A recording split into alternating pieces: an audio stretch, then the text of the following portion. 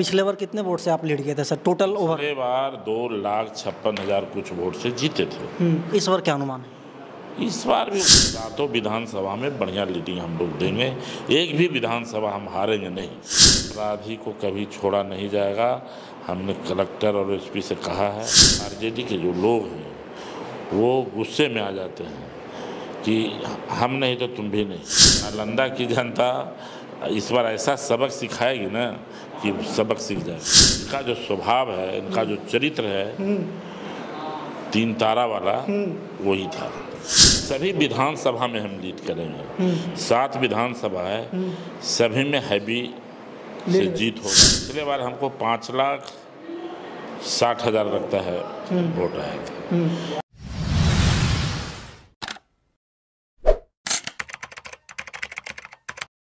नमस्कार, प्रणाम। मैं अमित चौरसिया और आप देख रहे हैं नालंदा दस्तक। हमारी मौजूदगी है नालंदा सांसद के आवास पे और कल दिन में 10 से 12 बजे तक क्लियर हो जाएगा कि नालंदा का सांसद कौन बनेगा।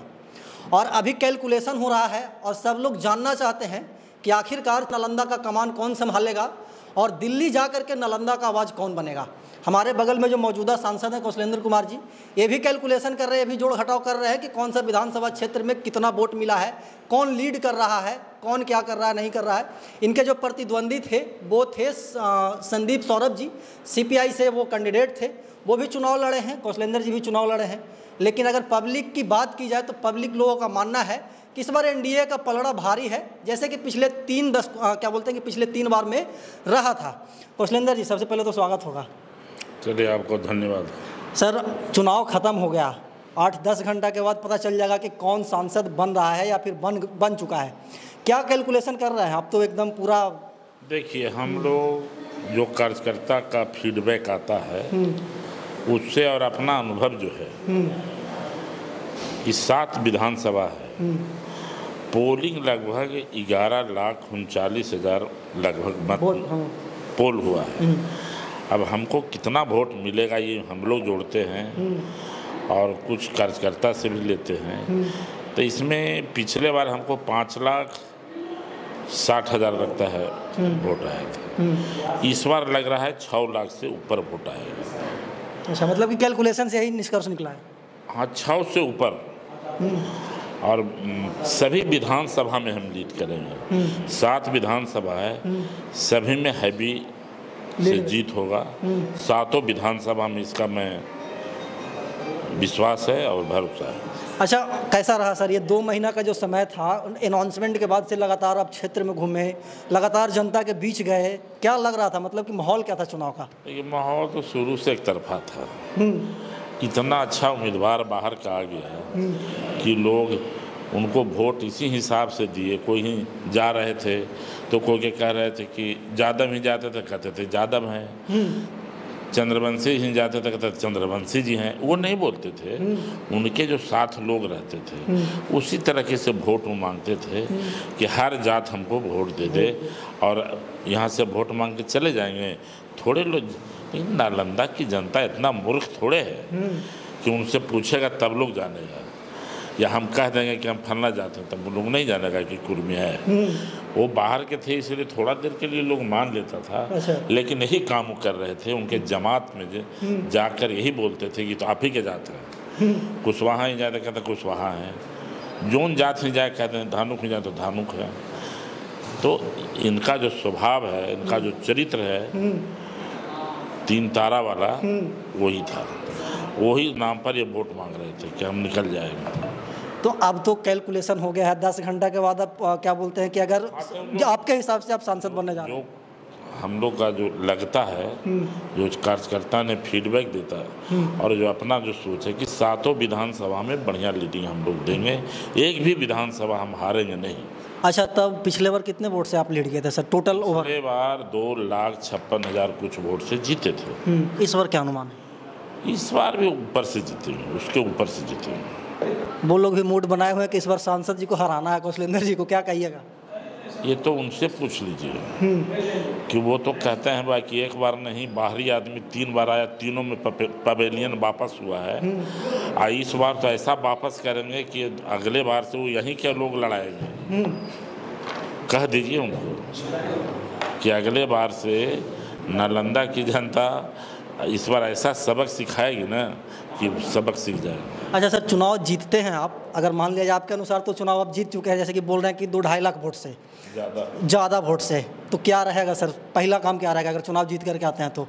ये तो हमारा देश के जो प्रधानमंत्री बनेंगे मोदी जी, उस समय बताएंगे कि हमारा एजेंडा क्या है, किस तरीके का विकास होना चाहिए।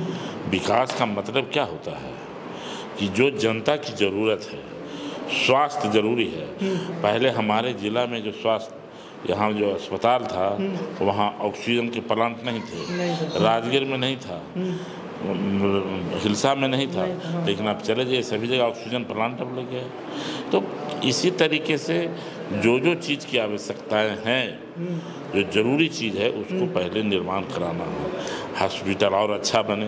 अब हमारा डिस्ट्रिक्ट का जो हॉस्पिटल है इसको देखिएगा अच्छा और बनाएंगे, ये हमारा प्रयास होगा। चलिए, हाँ, आज एक दुखद खबर ये भी आया सर कि आपके शायद पार्टी के कोई लीडर थे, उनका पता नहीं हत्या हो गया है, इसको कैसे देख रहे हैं? लोग बता रहे हैं कि चुनावी रंजिश में उनकी हत्या हुई। हाँ, चुनावी रंजिश का बूथ पर हमारा पोलिंग एजेंट थे, बूथ नंबर 323 महुआ गांव परवलपुर प्रखंड का। वो हमारे बहुत पुराने साथी भी हैं और हमारे पार्टी में लगे रहे, और वही पोलिंग एजेंट के रूप में थे। उनको धमकी भी दिया गया और उनके माताजी को भी धमकी दिया गया। माताजी ने कहा कि हम बता दे, तो कह रहा है दे नहीं, इसी बोलते रहे। हाँ, उनको लगा कि आसानी से, कह रहे हर आदमी अपना अपना दल का ही काम करता है। वो चाहता था कि जदयू का तीर छाप बैठे ही नहीं बूथ पर, कब्जा करना। तो ऐसा कोई होने तो देगा नहीं। तो हम लोग गए थे, पोस्टमार्टम हो गया, एसपी से बात किए, कलेक्टर से बात किए, सब लोग वहाँ पर गए हैं। आतंक तो है ही ना, उनका ही सोच है। कई घटनाएं घट गई, बेन में भी एक घटना घटा है।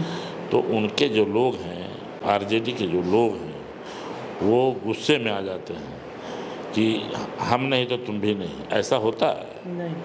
उनके चाहने से थोड़े होगा। जनता लोकतंत्र में विश्वास करती है। अच्छा, मतलब आप कह रहे हैं कि इंडिया गठबंधन के जो लीडर थे वो चाहते थे कि सिर्फ उसी का वोट पड़े, और जो आपके वहाँ पे पोलिंग एजेंट थे वो कुछ और चाह रहे हैं? जी, तो पोलिंग एजेंट आराम से अपना पोलिंग का काम किए। उसके बाद धमकी भी दिया गया, लेकिन वो आदमी समझ भी नहीं पाया कि हमको कोई मार सकता है। सुबह में सब्जी लेने जा रहे थे? नहीं, सब्जी लेने नहीं जा रहे थे, सब्जी पटाए थे और मूंग भी लगा हुआ था। वो पटाए थे खेत घर के बगल में।